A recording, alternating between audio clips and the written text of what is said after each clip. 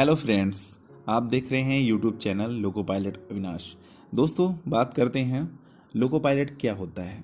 दोस्तों, loco pilot Indian railway में एक पोस्ट का नाम है जिसका काम ट्रेन को चलाना होता है। आपको बता दूं, लोकोमोटिव पायलट को शॉर्ट में लोको पायलट कहा जाता है। वहीं लोको पायलट को ट्रेन ड्राइवर भी कहा जाता है। लोको पायलट का पद बहुत महत्वपूर्ण होता है क्योंकि ट्रेन के संचालन की पूरी जिम्मेदारी ट्रेन ड्राइवर यानी लोको पायलट पर निर्भर करती है।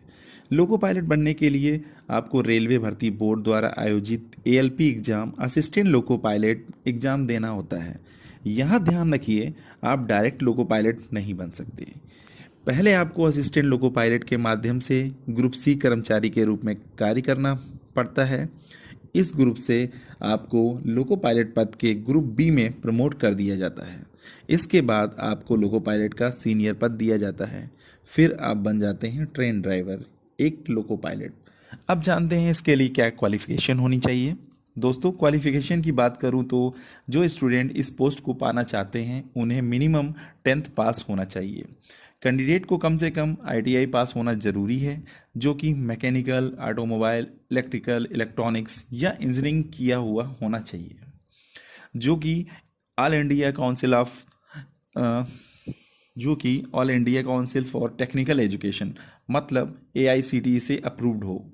वहीं इसके अलावा कोई स्टूडेंट किसी मान्यता प्राप्त यूनिवर्सिटी से बैचलर ऑफ टेक्नोलॉजी या बैचलर ऑफ इंजीनियरिंग किया हुआ हो तो भी आप इस पद के लिए अप्लाई कर सकते हैं। अब जानते हैं एज लिमिट क्या है।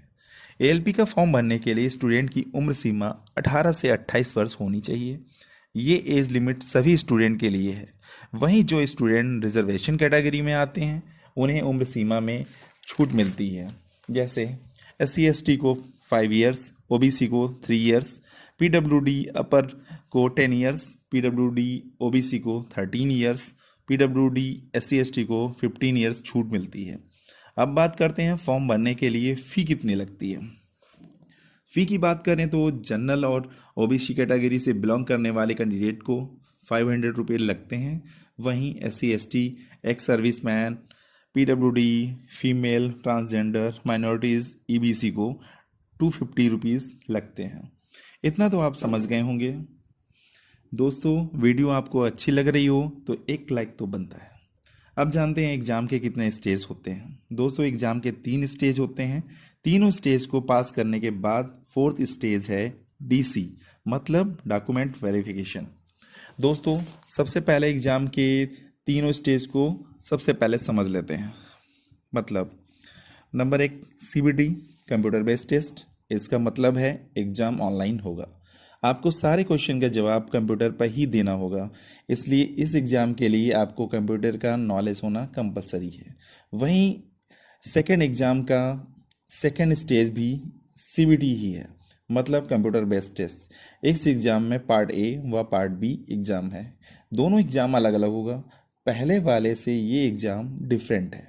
दोस्तों,